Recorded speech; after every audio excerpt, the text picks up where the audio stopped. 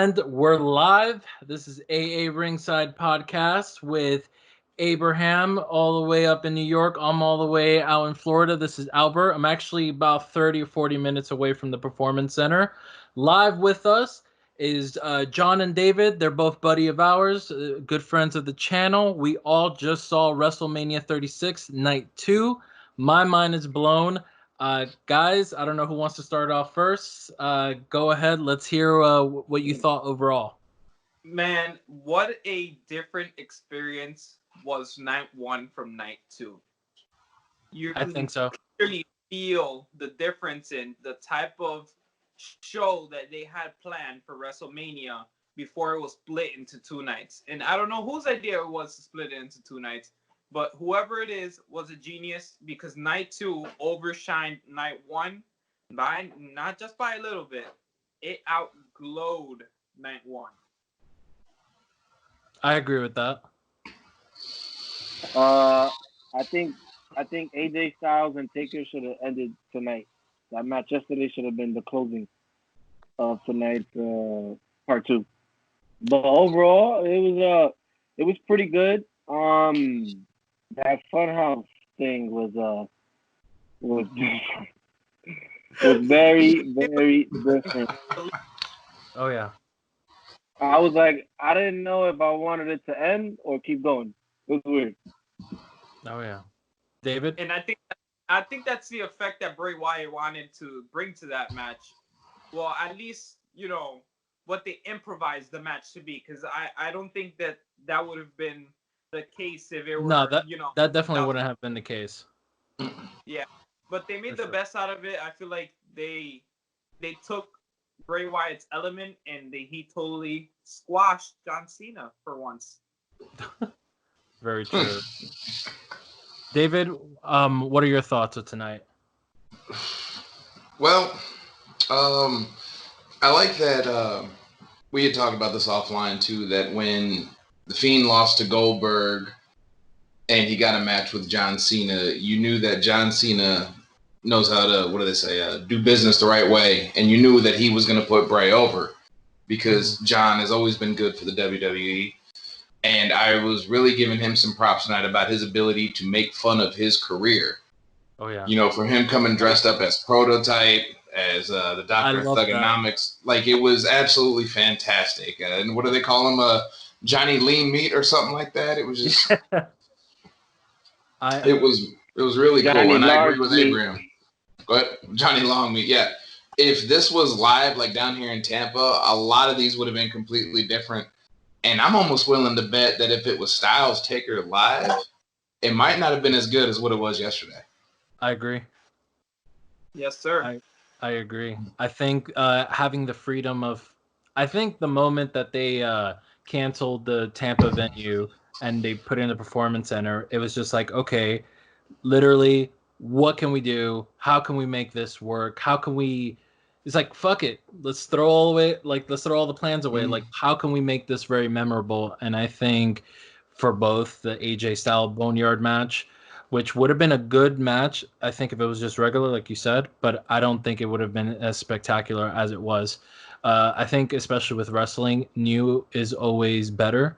And I think both those two matches, which is very similar, I think, and they're very personal for each performer. I think it was just very different, and I think that's one of the biggest reasons why we loved it, and it worked. So let's just go down the card. So what do we think? What do we think of the Otis and Dolph Ziggler match? Is everything it needed to be. It was the comedic relief of WrestleMania. The guy got the girl.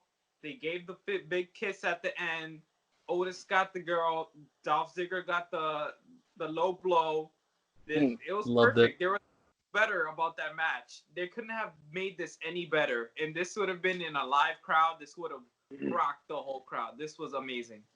I think so. What do you guys think? Otis. I love him. That freaking, what's it called? A caterpillar? I just love it. It was perfect. I loved it. It's like I borderline think I enjoy his caterpillar compared to Scotty Two Hotties. version of it. I think I like Otis's version better. There's something, I don't know what it is.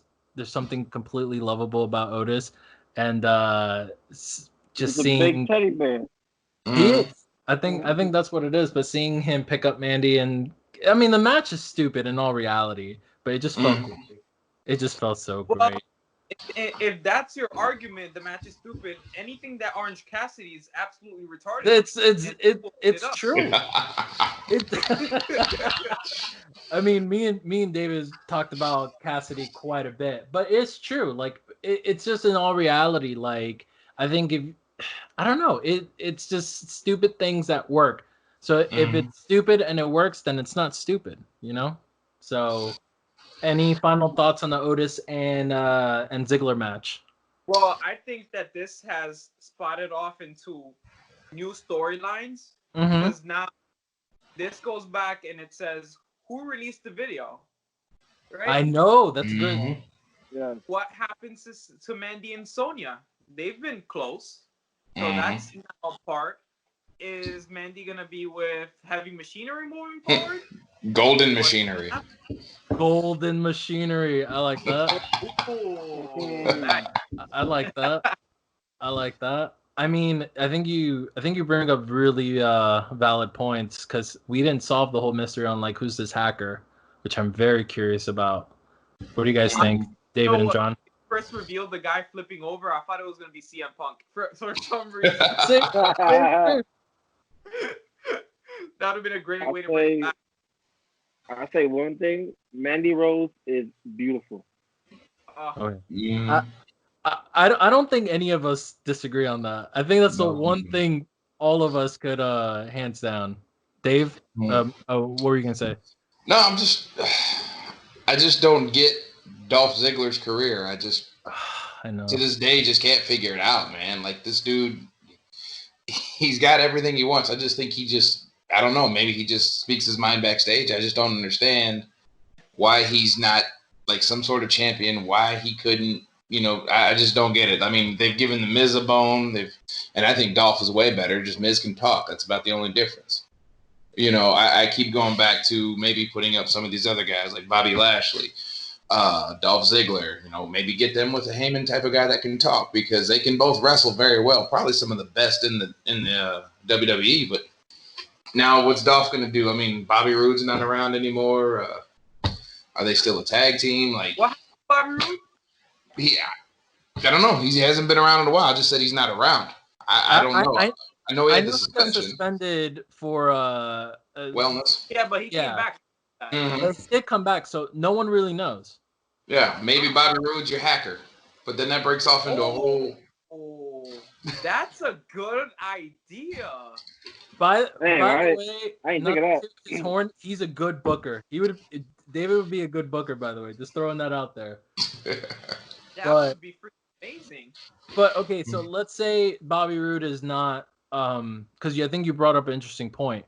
Bobby Roode is not the hacker. Hacker has something. It's a bigger storyline that has nothing to do with Ziggler. What would you do with Ziggler?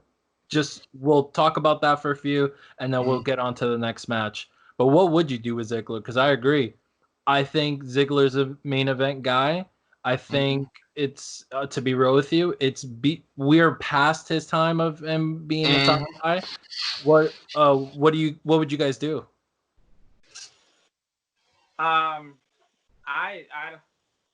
honestly, he's been watered down so much that it's like he was once the guy that was in my eyes going to be the next guy. He was like, that's the guy. And then out of nowhere, he just started losing and stupid gimmick and losing. And then then he came back to SmackDown and I thought for sure, this guy's going to be on top. He lost to Dean Ambrose. And I was like, this is it. That's it. There's no coming back from this. He lost to Dean Ambrose. Then he went on a feud with the Miz, which was meh.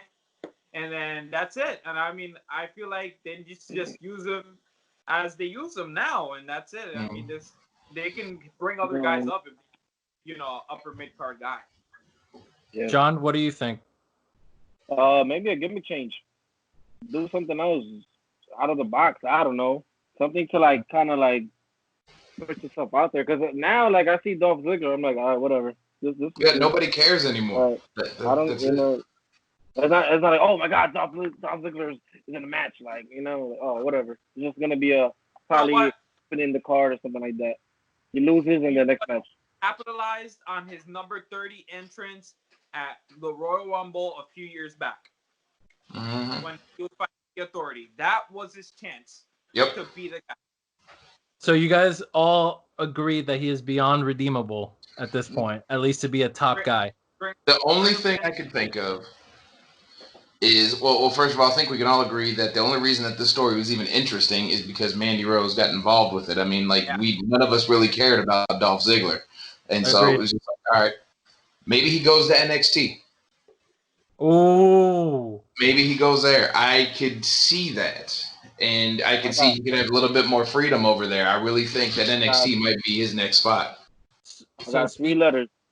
Speaking about NXT, I mean, I was a little disappointed, but overall, I thought it was such a... You already know, David, because I literally just word BS. Rhea versus Charlotte. I thought that could easily go in the good old textbooks of wrestling. I thought that was a solid match. I thought she should have retained. I was rooting for Ripley. I have a sweet spot for her. I think Charlotte should have done her the favors. I mean, it is interesting to have Charlotte, I guess, now in NXT, if that's what that means. And I think she's going to do a lot for the brand, but I thought she should have put Rhea over. What do you guys think? Yeah, I think also that she should have definitely put Rhea over. I don't know. It left a sour taste in my mouth. Not the way the match ended or whatever happens, and I understand why it happened. You're going to give this new exposure to NXT. Wow, Charlotte Flair's on NXT. You should tune into NXT because the 10-time women's champions on NXT is their champion. Because AEW is beating them in ratings. They're going to say the women's division there now. Who's next for Charlotte Flair on NXT? We already know it's going to be Bianca Belair. But who else can they challenge up and take there? If they can't beat Rhea Ripley, who the hell thinks they're going to be able to beat Charlotte Flair? You know? I think that's a good point. I just thought it was too soon. You're going to have Rhea lose. I thought it was just too fucking soon. Well, see, and I'm probably in the minority on this one here. I think that I like the idea of the NXT, which is supposed to be, for all intents and purposes, this developmental brand. And they have their champion up here going toe-to-toe as long as they could with a bona fide Hall of Famer from one of the best the WWE has to represent. And there was a ton of psychology in this match, from him breaking down and working the leg. Like, hell, I can't remember the last time anybody's worked on a body part the entire time. You know, and even the commentators, props to them, referencing the turnbuckle figure 4 a couple weeks ago and talking about how she might not be healed. And it just, I was okay with it. And yeah, I didn't even think about them bringing her in there for ratings. But I mean, the ratings are what they are now. And if you're not going to catch them with Charlotte Flair or anybody else, you know, you're just not going to catch them. But I'm okay with NXT almost getting there, because when they do, like when Daniel Bryan finally won his title at Mania, it's going to be massive. Like last year when I wanted Keith Lee to beat Roman Reigns at Survivor Series, which was an epic match. Or when Keith Lee got one-on-one with Brock, you know, at the Rumble. Like, I think I wouldn't be surprised, like, if Survivor Series this year is NXT's year, because I think they're building to something like that. And I think that's how you'll catch more people than just dropping in Charlotte Flair. So I was okay with tonight. Yeah, I feel the same way. I think I was okay with tonight. Mm-hmm. I will have to say, and I don't know who I was texting, but I was saying I feel like those two went harder than most of the men. Well, like, you and I talked about this. And I don't know if there's no crowd, but the physicality was nuts. Oh yeah. I felt like every other like championship match has been like finisher. This was actually some back and forth. Like you said, she actually worked on the leg. I actually felt like a fucking match, not something that was just being like he's just trying to get to the point and get it over with. Like it actually felt like a really, really good match. And the crowd, it would have even been even better match. Oh yeah. Yeah. I just loved hearing it. Like, those girls beat the hell out of each other tonight. And even Shayna and Becky did too. Like, you just heard that shit in there. Mm-hmm. And I don't know about everybody else, but I love that you can hear them talking shit to each other. I thought that was fantastic. That's so badass. Yeah. Oh yeah. You needed that element as far as the setting that is in. So To be honest, go ahead. Oh, I thought you were gonna say something. I was gonna say, to be honest, I felt like you felt the blows and the slams a little more without the audience. Yeah. Like man. To be honest with you, again, my personal opinion, I thought Rhea should have retained, but I think we all agree this was a solid match. Like to be real with you, this match is what I thought the Shayna and Becky match was going to be. Not that I didn't enjoy it, but I thought it was going to be more in tune with that. Now, the next match that we're going to discuss next is the Alistair and Bobby Lashley match. I thought it was pretty random. No build-up, no nothing. However, it was pretty great, in my opinion. I think they blew my expectations. Not the greatest match I've ever seen in my life. However, you had no expectation. Literally, these two were put together for no reason other than that Lashley's biggest opponent that Alistair has ever had. And I thought it was great. And I loved his gear. I loved the match itself. I loved Alistair's black entrance gear, which I thought was pretty cool. I thought it worked. What do you guys think? I thought that this match was incredible for what it was and what the match was supposed to be. The story was at the end, Lana cost Lashley the match. Yeah. And they have hinted at this before, but Lana cost Lashley the match. She called for the spear. He was gonna do the Dominator. He let him down. As soon as he got hit with Black Mass, that's it. And after the match is over, he looks at her, and she's just like, apart from this, the story she's saying that I'm disappointed in you. Yeah. I got a whole ordeal about that I sent to Albert earlier that just, I don't want to take up too much time on the show, but so here was my whole idea on that. I brought up Lashley earlier. I think it's criminally overrated that he just has not been a dominant champion in here because he's athletic, he's fast. The only thing he can't do is talk, which seems to be the problem. He's literally another Brock Lesnar, except without the star power behind him. That's it. So I brought this to our point when Albert and I were having a sidebar because you were talking about Lana. So I said, well, why don't they do this? You could have Lana and Lashley come out sometime on Raw, and Lana can just kind of belittle him a little bit and be like, look, I was with Rusev, who was undefeated for an entire year and was dominating everybody and was a real super athlete, and I thought somebody that was supposed to be the dominant force in the WWE would be better. He shuts down talking a little bit. She decides to walk away. She grabs him, or he grabs her. There's a low blow. All of a sudden, Lesnar comes in, hits Lashley with the F5, and now there's a trio of Lana, Paul Heyman, and Lesnar. Lashley's on a hell-bent tear for a couple weeks, a little bit of revenge, not getting it. They start beating him up. Then all of a sudden, he's like, I finally figured this out. You need a Paul Heyman guy to beat Paul Heyman's guys. And then Lashley says, let me introduce you to my advocate. And it's CM Punk.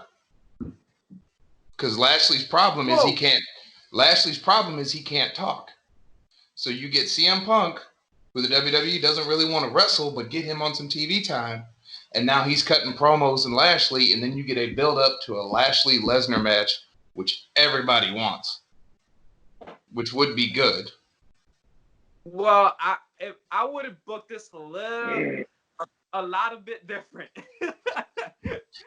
But well, I say, I'll make this quick. okay. I say, how about Lesnar comes out? He says, I lost the WWE Championship. I've lost. We don't know what. I'm not coming back. Here comes Lashley. Says, listen, I lost too, but you need to beat me if you want to get out of here. Ta-da!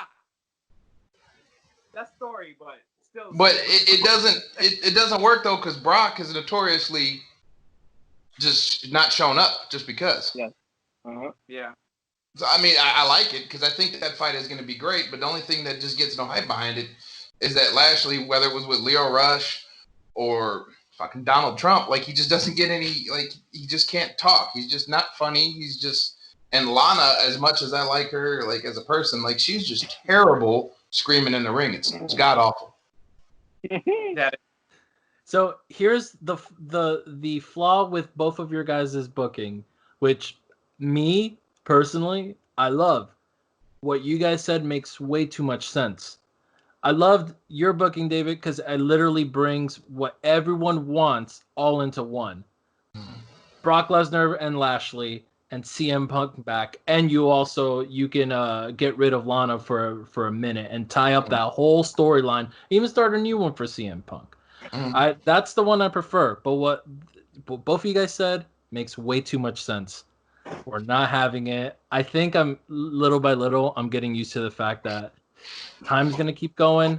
Lesnar is gonna retire without fighting Bobby Lashley. I'm gonna set that up. It's gonna be unannounced, probably a quick thing. That No build up, no nothing. Lesnar at Saudi Arabia, like yeah. And we'll have Goldberg win. That makes more sense.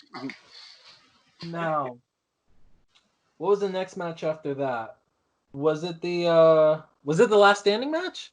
Yes, it was. Because then they went to the tag match, I think. Yeah. I think I texted both of you guys. I think that was the best thing I've seen on TV, period. Like, I mean, I don't think it's the best thing for a casual fan to watch, but if you know the backstory, the history between these two guys, what just happened maybe 2 months ago on Raw, his wife getting involved, his return, his injury, and they just took that whole story and executed it in the best way like I've seen in a long time. I think number one is one of the best last standing matches I've ever seen in my life.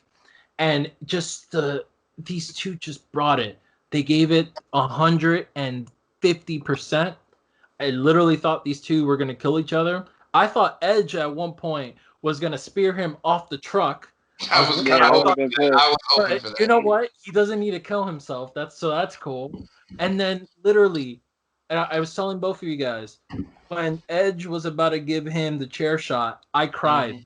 I cried with Edge. I don't care if I'm the only one. That's cool. I bought into that whole storyline. I felt it. I love it. This match must get a golden up. I give it how many stars it can get. What do you guys think? I enjoyed it. I think it was really, really good. I think it played out a little too long. Yeah. Really? Too long? a little bit. Yeah. Eventually, I wanted them to get back into the ring. Because I was like, okay. Too much. But it ended perfect. Perfect. Exactly, I called that. Is either Randy Orton was going to do it to him, or he was going to do it to Randy Orton. I was like, Concerto. I loved it. Abe, David, whoever wants to go next. Well, so I agree that it was a little long. Even there's that one point where I was talking to my wife, and then I looked back down at my iPad, and I was like, shit, this thing's still going.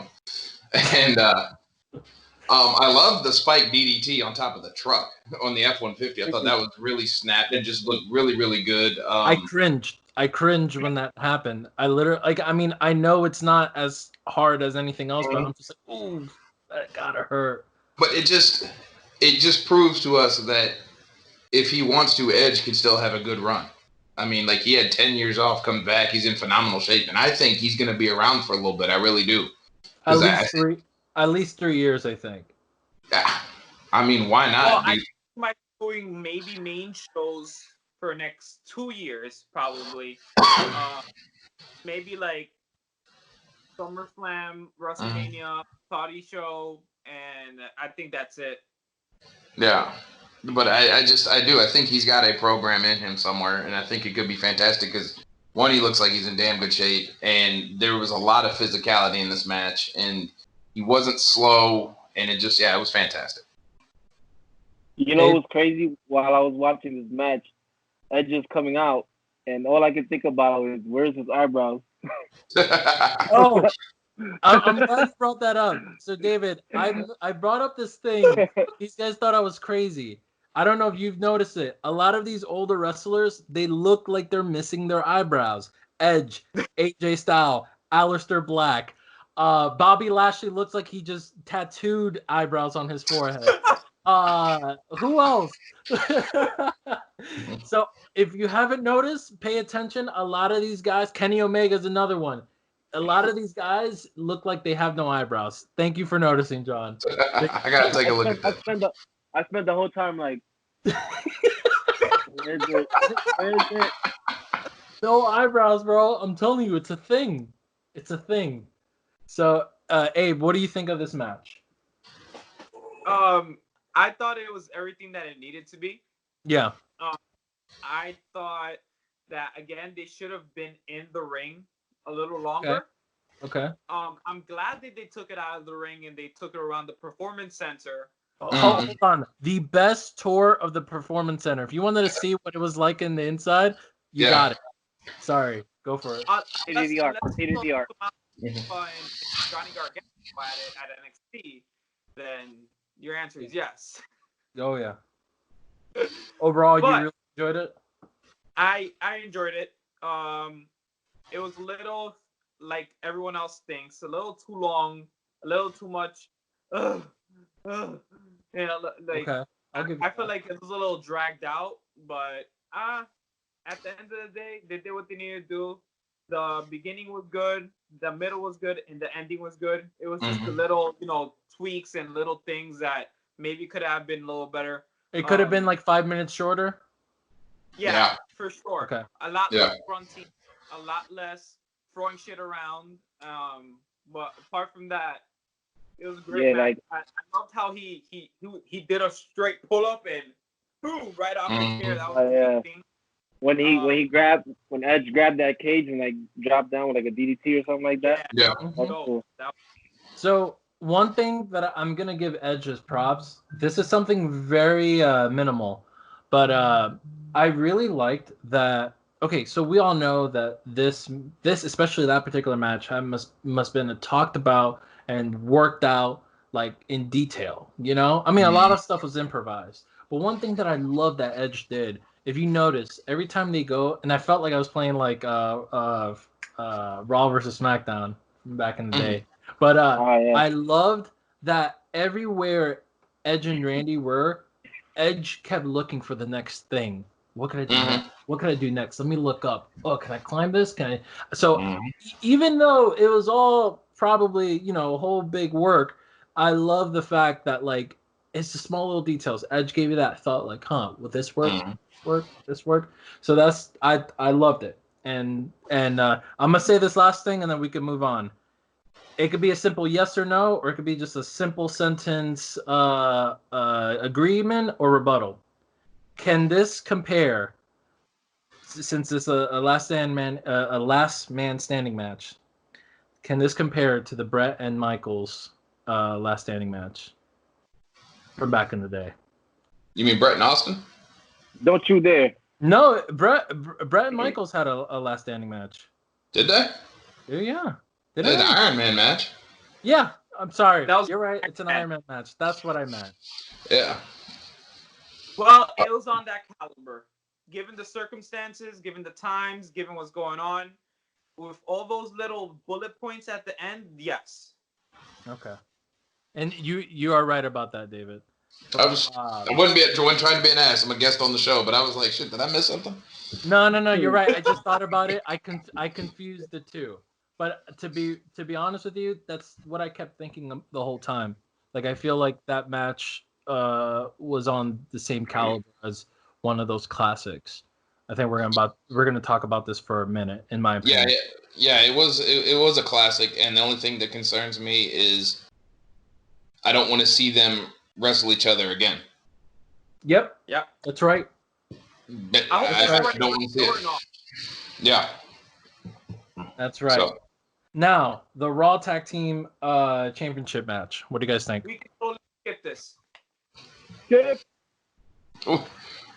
well, you knew the Street Profits were going to go over because Right. I think Theory and Garza are phenomenal talents, but they're better off by themselves. Yep. So you knew that, and finally they had some logic where this made-up tag team wasn't going to be able to beat a team that's supposed to have been together for years. You know, kind of like how Murphy and Rollins won when they beat the Viking Raiders, who I think are going to have a phenomenal match with Street Profits. But yeah, I think so. it is what it was. I mean, it was cool. Don't get me wrong. I love Montez Ford. I personally could have skipped it. I don't think it's memorable whatsoever. Not at all. I thought it was cool for what it was. I mean, Montez Ford is always entertaining. Like he could literally be on every match, and I still find something to like about the match. He's got the best frog splash in the business, dude. It's just fantastic. I think so. That frog splash is beautiful. I used to think RVD has the best one, and I think he tops his. The height that man can reach is phenomenal. Yeah, but also Rob Van Dam's like 60 pounds heavier too. Like, for Sure. Oh, for sure. So could we all agree that it was okay? Like it wasn't horrible. It wasn't amazing. It was okay. Well, I think it was intended that. Well, oh no, go ahead. I want to talk about the last minute of it. Yes. It's that total super kick on Montez Ford. Here comes his wife Bianca Belair. Mm-hmm. She hits that KOD, which was beautiful. Mm-hmm. Yeah, and I think that was a great moment. Yeah, and you knew that was coming as soon as they held her up. You knew Belair was coming down to the ring. Yeah. So, I think I was saying this earlier. I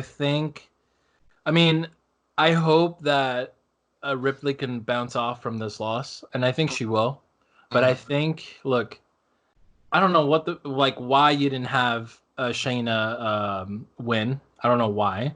You don't have Ronda anymore. You don't have a lot of stars in the women's division, but Bianca, every time, it's just like her husband. Every time you see her, it's magic. And I think she, I don't know, I could be wrong, but I think she's going to be the future of the women's division in NXT, but just the women's division in the WWE. There's something magical about her, in my opinion. I agree. Before we go, I just want to talk about both women's divisions because you know how I feel about a lot of that stuff. Yeah. I don't think either one of those programs are over. I really think there's a rematch between Rhea and her soon. I think Charlotte's going to beat Bianca, and then Ripley might get her second chance, probably go over. Could be. I think we're headed for a Shayna versus Asuka match because they both had a chance to beat Becky, and she beat them both. So they have I never thought about that. I think we're headed there, and that's going to be fantastic. And the winner between them is going to be Becky the second time around. I think we're headed to a pretty cool spot. That's very fascinating. I think you could literally put Asuka in any situation, and I'll be excited. I think she's great, and I'm for it. Mm. Now, if I'm not mistaken, comes probably something that we're going to be talking about for years to come. The Firefly Funhouse Match. Woo! Man. So it's funny. The moment it finished, you had Titus O'Neil be like, I don't know what we just watched. And I'm like, bruh, I feel you. I mean, I think it's the best thing I've ever seen that doesn't necessarily make sense in my mind at this current moment. And it's something that you could dissect and you can appreciate literally every frame of that thing. And it's just like, how do you come up with something like that? Like, how do you pitch that? Like, okay, we're not going to be able to do the match we had in Tampa. What do we do? I know. We'll do this. It's just, I'll stop talking. I can't even. Guys, what do you guys think? Bray Wyatt is awesome with the mic. Hey, hold it up again. The Wyatt Gym, baby. Nice. I need that shirt. That dude's a beast. He's creative. He's different. I always loved him. Always. Like I said, it was a little weird. After a while, I was like, what the hell is going on? Like, are they gonna even like touch each other, like hit each other, whatever? But I was expecting something weird, and I got it. So. Honestly, I thought this was gonna go when it first started into like different phases of a match, but then it kind of like blended a little bit where it didn't like necessarily fit, because I got the whole Kurt Angle thing, I got the whole the Doctor Ergonomics thing, got it, beautiful. Where in the hell does Eric Bischoff fall into this? And he comes out with the gold title. I'll tell you. That didn't make any sense to me, but I guess, hey, it worked well because the reenactment was pretty fucking accurate. Oh yeah. So especially this is what I got from it. So if you're going with the storyline that John is a selfish, like a selfish performer, he's only thinking about himself, he's on top, and that's just the only thing that's like, no one's gonna change that, which a lot of wrestlers have, like, have shot on John, like saying that. I think he was trying to make the comparison of Hogan, hence the NWO thing, hence why you played Hogan on top of that, whole montage thing. So I think there's a comparison to Hogan there. And I think it was just, oh, sorry, actually, I'll finish my thought. David, you go ahead. Hey man, it's all good, bro. It's your show. This, honestly, I think we've all seen this before, and I might be off base, but you know what this reminded me of? What's up? The Nightmare on Elm Street movies. Yep. When somebody's having a dream and they can't control themselves and they're thinking that they're doing everything, like when he was missing Bray, when he slapped Kurt Angle in real life, or he couldn't stop doing the bicep curls when he was Johnny Longmeat and everything else. He just couldn't control anything. Oh, and I thought that vibe was fantastic. When Bray was like, "You can look, but you can't touch." I lost my mind. Dude, like it was, and that's why I really go back to John Cena on this one here, man, about him, like, if he does have that type of control, allowing himself to be made fun of like that, because that was fantastic. And you know how I feel about the Fiend. Like it's fantastic, and I look forward to seeing what they're gonna do. But I was really concerned that it was gonna be something similar to what we saw on Saturday night in the Boneyard match. I was really kind of concerned about this short notice. Maybe they're gonna kind of do the same things.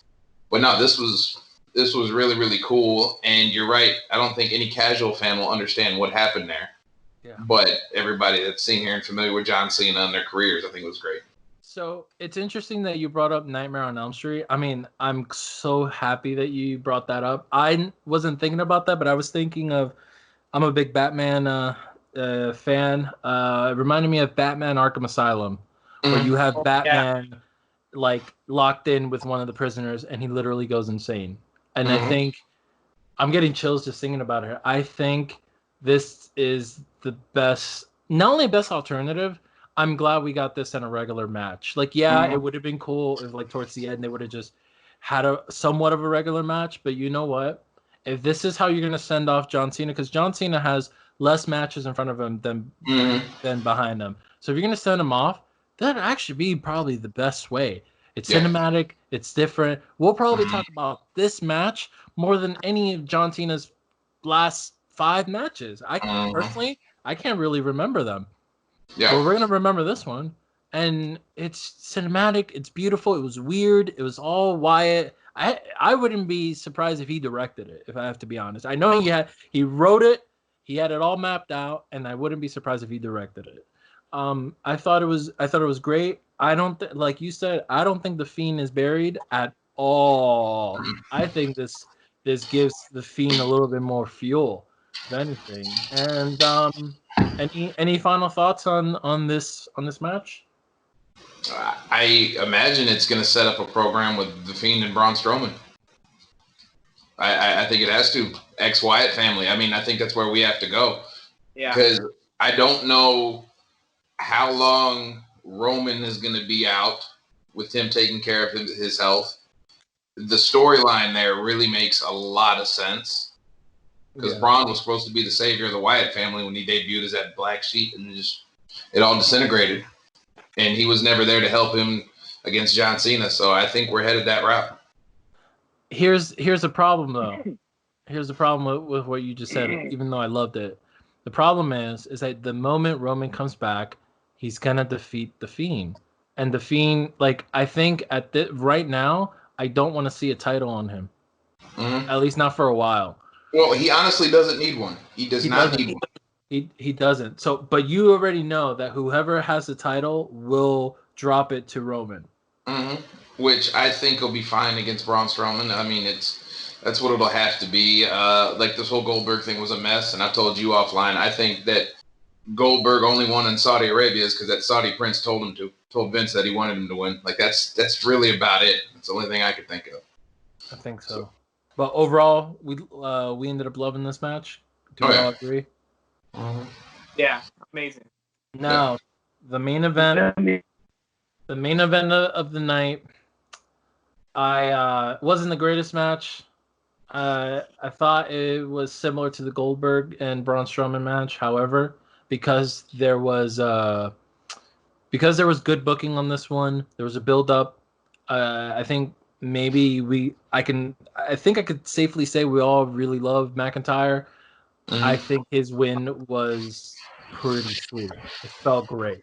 It was a really good. It just felt awesome to see him win. What do you guys think? I feel like I disagree with you. I feel like this was a great match. It shows great tenacity from Drew McIntyre, first of all. It showed frustration from Lesnar. It showed shock from Paul Heyman. I feel like this was perfect on all ends. He did what he had to do. He kicked out. Who was the last person to kick out of 3 F5s? Nobody. Who was the last person to kick out at 1 on an F5? That's true. Exactly. Kicked out at 1. That was nuts. Yeah. If you think about it, he killed Ricochet with 1 F5, and that was it. Ricochet ain't been right since. This is great. This is great booking for Drew McIntyre. I feel like it was the right time, the right type of match. He took his little, German suplexes. He took his F5s. He's sending Brock Lesnar back to his old ranch in Canada. And I think this is going to be great for whoever it is that steps up next for the WWE Championship, whether it be Aleister Black, whether it be whoever they throw next. But Ziggler. You want to bring Ziggler back into the picture? That'd be a good way to do it. That'd work, but nobody cares right now. Exactly. Like nobody really cares right now. I think guy. I think if you built it enough, I think you get people behind it. Correct. You'd have to build it, but with Ziggler on TV anymore. Shit. So what else do you guys think about the match? John? Like I said, finisher. His finisher. Felt like a Goldberg match. That's what I was saying. That's why I was comparing it. Even though this one was executed better, it was very comparable to it. Sorry, John. Go ahead. This one I actually wanted it to go a little bit longer. Like it was pretty quick. As far as two big dudes like that, and Brock wrestle, we're back in target definitely was. But I still enjoyed it. I would have loved for the crowd to be there. I would have loved to have been there too, believe me. That would have made the moment like. I feel like we all knew he was gonna win, but the moment didn't feel how it should have. Overall, it was good. Any final words on the match? The first thing that stood out to me right away was Paul Heyman didn't do Brock's intro. Yeah, that was weird. That blew my mind. So weird, right? The second Yeah, that thing, was and I think, and this is, well, first of all, we know that Braun and Goldberg, they just can't wrestle. Like, we just, like, Abraham, I don't know if Albert's ever talked to you guys, but I've always said that I think Braun has become this generation's version of the Big Show. Yeah. They just kind of throw him in to whatever. Sometimes it works. He's always getting beat. Like, he's just there. He's just big for no reason. So I was really expecting what we saw with that one here, with Goldberg and Braun, because neither one of them was going to be able to carry him. You know, there was no worker in there like a Roman or somebody else. This one here, I believe the same situation with the Firefly Funhouse. If this was in a live crowd, I think it would have went another 25 minutes or something. I think it actually would have been really good because I think both of those guys can wrestle. But here you are with this, you know, no crowd, nobody getting behind it. It's like, all right, well, let's just throw a couple things at it and save a classic match for another time, because I do believe they could go, but we'll never know. But I think the weird thing is that it was really weird that Paul Heyman didn't do Brock's intro, and it kind of like set the tone for the rest of the match, in my opinion. That is very interesting. I did think that was weird. I can't figure out like why he didn't do it. That's very interesting. Abe, what do you think of the match overall? I feel like it was great. It did what it needed to do. It was kind of short. You could have took 5 or 10 minutes off the Edge and Randy Orton and thrown it into this match. I feel like the only effective move that Drew McIntyre had in his arsenal for Brock Lesnar was the Claymore kick. He got it done. Beat him. That's it. Yeah. That's the WrestleMania. Yeah. And you know where I'm going to go, Albert, for what's next for Drew? It's time for Kevin Owens to get his belt back. Oh, yeah. It's time for KO, my friend. That could be good, because I think him and Rollins are done, and they're going to kind of go their separate ways. But I'm ready for all. It's funny you said that, because KO just popped up on my screen. I have the Edge 24 popped up right now. He literally popped up. Yeah. I agree with you. I think, I mean, I don't know if they're going to put another title on him anytime soon, but I do see him definitely at least trying for the title. Would you have to go for the Universal again, or for WWE?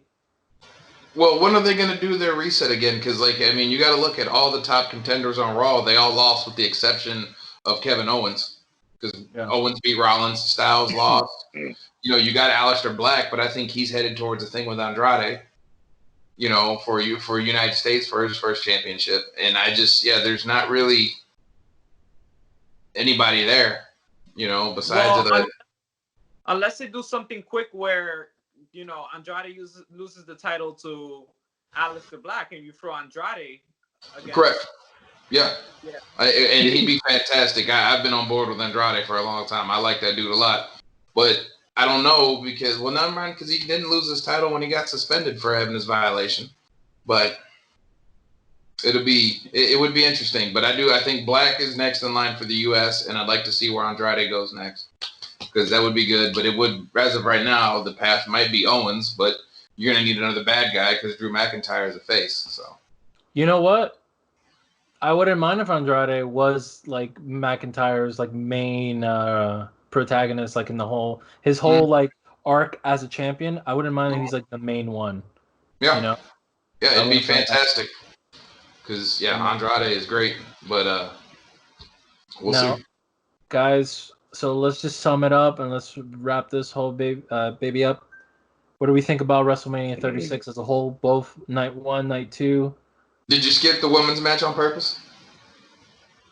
Oh my goodness. Yes, you did. That answers the question. You know what? Wow, I forgot about it. Keep that in when you're editing this. You know what? I will. I forgot about it. And I'm looking at all the matches. You know what? I mean, I don't know about you guys. I mean, it was cool, but if I have to be honest, I was walking my dog during that match. I can't, like, there was only 2 contenders in this match for going against Bayley, and it was Lacey Evans and it was Sasha Banks. I couldn't get behind Tamina. Naomi, I don't know if they try with her, if it's a lack of charisma. I don't know. But she can wrestle, but it's just like every time I watch her, I get the feeling that she's gonna lose. Yeah. I went to my room and I told my roommate, "Yo, let me know when it's over." Yeah, it was. I went to pee, and when I came back, they were still wrestling. I was like, "Oh shit, I still have a few minutes." Mm-hmm. Yeah. Damn. So we're all on the same. I mean, it's like I think wanted Sasha to Mm-hmm. pin here's Bailey. the thing. Here's the thing. So, sorry. Yeah, I wanted Sasha to win, to pin Bailey. I wanted them to, like, feud and start a whole big thing, but we didn't get that. So I was like, what the hell? Why even put her there? You know what? I'm so glad you brought that up because I think, like, again, it was entertaining, the whole match, but there was nothing. You didn't feel anything. If it was legit Sasha versus Bailey, which hopefully with this little cliffhanger, that's what they're building up towards. But if it was if that's the match we got, I think my eyes would have been glued, and I would have never forgotten that. Would have been 100% better, absolutely. You just don't care. You just don't care. I either had Sasha winning or Lacey winning. Bailey retaining the title. I mean, I like Bailey. I like her whole heel persona, but like that's it. It's like a Becky Lynch thing. It's getting stale. She's not gonna. I don't know. Like she's doing nothing with the title. I think she's doing nothing in the division. Like she's not doing anything to elevate the stakes. But if it was Sasha and Bailey, I thought it would have been perfect. We'll see. That's the whole problem with the division right there. You're talking about getting stale, but who'd you just say the top two contenders were? Sasha and Bailey. Yeah. There's no new credibility. This is why I went on that whole tear about the women's tag team division. I thought that was a big mistake by creating that thing because you're not doing anything with any of it. And the cool things were here, though, is that when Sasha got pinned, it was because Bailey pushed her out of the way to save her, which was really, really cool. And then Bailey didn't make the effort to get up and watched her get pinned. So I think that's where it's really interesting, as far as because that's got to be the feud, and it'll be a really good match. But like with the rest of the women's division on SmackDown, it's just not there. Because then you took Alexa Bliss and made her a tag champion.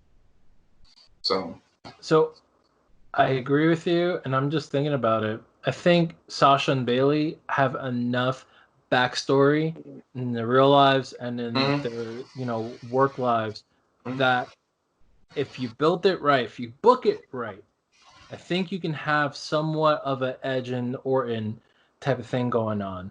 Like I think there's enough there, but are they going to pull the trigger and are they going to execute it correctly? That's going to be the question. They need to hold it. And before Abraham talks, the last thing I just really am waiting for is the 4 horsewoman match at Survivor Series with Becky, Sasha, Charlotte, and Bailey versus Duke, Rousey, Baszler, and the 4th one. I don't know what her name is. But I'd like to see, if they're going to do a 4-on-4 and talking about all this horsewoman crap, set it up for Survivor Series and y'all go ahead and throw hands. That'd be it. What do you think, Abe? Any final words on that match? I like that Sasha came back and helped her pin Lacey. I feel like that was a good point in the match, but I feel like she's gonna throw that in her face. She was like, if I didn't help you, you lost the title, and we wouldn't be in this predicament. And I think that's the story moving forward. I swear, if the company does not take advantage of that, because they've set it up, and this is not the first time that they've done it too, but they've set it up. It's there. It can work. Just do it and do it right. No, don't.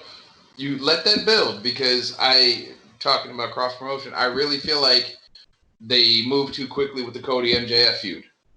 They had his turn come too quickly. Okay. Let this build a little bit because we don't have that anymore. And going back to this match, maybe it's just because there's nobody there, but that Bailey finisher looked really nasty on Lacey Evans tonight to end the match. That was pretty gnarly, and it sounded good too. Yeah. Way better than that belly to Bailey thing. So whatever that is, that was pretty dope. I think you got to pull that trigger by SummerSlam. You could build it to SummerSlam. Like I would love if this was back a couple years. You could have easily stretched this till next WrestleMania, but they're not going to do that. I think SummerSlam is a good amount of time from here to then. I mean, actually no.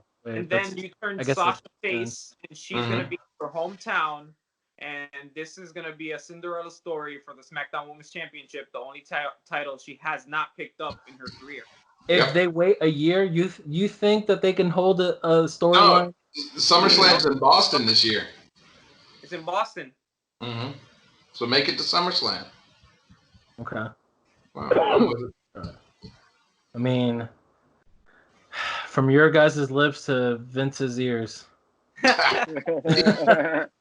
He's still listening on AM radio. He ain't got the slightest clue what the hell's going on. Guys, so let's wrap up this whole night. I don't believe I'm forgetting any other matches. I mean, I'm embarrassed that I forgot it, but then I think that's also, it proves a point. Yeah. They should have, there was nothing memorable about that match. Personally, I loved WrestleMania 36. I think we're gonna talk about this one for a long time. I give props to the WWE for being quick on their toes and really giving us something special despite this, circumstance. I thought it was great. We're gonna talk about it for a while, and if they literally, if they don't screw up as a company, I think you have enough interesting storylines going forward coming out of this WrestleMania. What do you guys think? Well, I agree with all of you guys. I feel like this has enough storylines to move into the next pay-per-view, which is Money in the Bank, which if that's even going to happen or how it's going to happen. But hopefully by May 10th, this is all blown over. At least enough people to go to an arena and actually watch wrestling. They played it out well, and I thank God we have at least some type of wrestling that we watch this weekend and put our minds off of everything that's going on in our real lives, because it's been a shithole so far. Yeah. Seriously. David, what do you like? Let's wrap up WrestleMania 36 for you. What do you think of just overall? It was very, very good, but I will always question whether or not if it would have been this good had it been down here at Raymond J. Stadium. I don't know, because I think a lot of it, going about cutting some time off, everything was pre-taped here, so you had a lot of time. You knew what you were going to be doing, and it was all pre-taped and recorded. So, the fact that, those 2 championship matches makes me think that they were saving for something else. And then this will probably be the most unique Raw after Mania we've ever had, too. It's going to be really fascinating. So I'm looking forward to tomorrow night, man, but it was a lot of fun on the weekend. It was really good stuff. And John? I think for, let's say, a casual watching, they should really be grateful. Because we could have gotten nothing, which I would have thought would have been a good thing to do. Don't do it like this. Let's save whole WrestleMania, do it for another date, save it for later, and just go hard. But overall, I enjoyed it very much. Had a great time. The 2 days were amazing. Yep.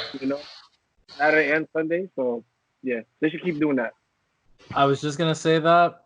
I've said this for a while. I think WrestleMania should be over 2 nights going forward.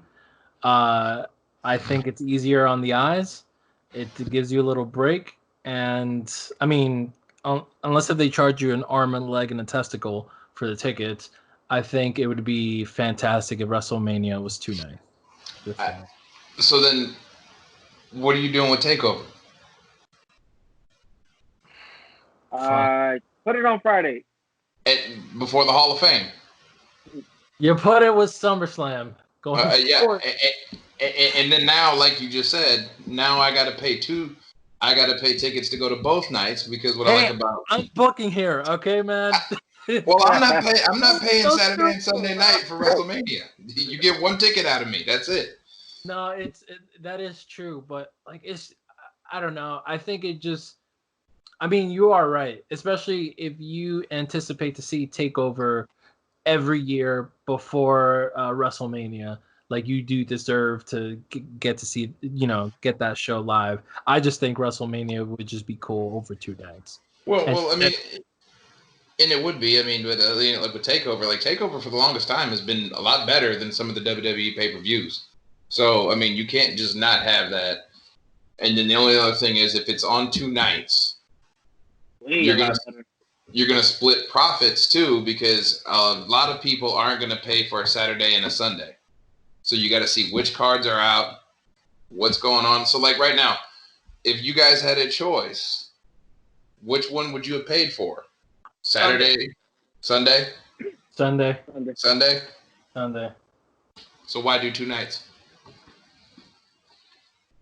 That's a very good point. I mean, it just depends on your card, because I think purposely they gave you the weaker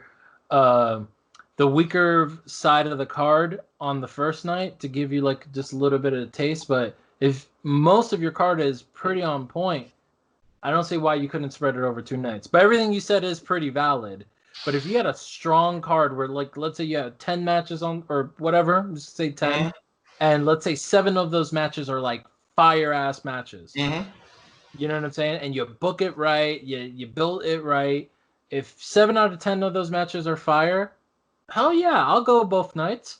If it's worth the money, I'll go both nights. But in this case, it wasn't, because you had the weaker matches, and they were weak. You had them on the first night, and then everything else was on the second night. So, yeah. But I mean, it was fantastic, and like you and I talked about before all this went down, when I was worried about them canceling everything, this had the opportunity to be like one of the best WrestleManias ever, or the most unique one, and it was absolutely one of the best ones. It's up there now. It's been really good, and for this time and situation, and I think Vince and his crew, they did a great job. Props to them. The only thing that if WrestleMania was in Tampa, I wish Sane would have came out on a pirate ship. I've been saying that. I wanted her to come out. It would have fit with this WrestleMania, and I want to see her come out on a damn boat. Not too much to ask for. Let's wrap this up, guys. Last remaining words. It was fun. Thank you guys so much. Anything you guys want to say just to take it home? I'll be in Boston for SummerSlam. I want to be there live. Goddammit. That's it. It'll be nice to see live wrestling again with a crowd. Yeah. John? LA, we out. LA, we coming. Oh, for sure. I'm telling everyone. I'm literally telling everyone. LA, like, I need to be there. I need to get some good seats. Let's get 20 of us. I don't care. Whoever wants to come, we're doing this. Yeah, and on that note, David, if you want to join, John started a new tradition on the show. AEW. Hey, I'll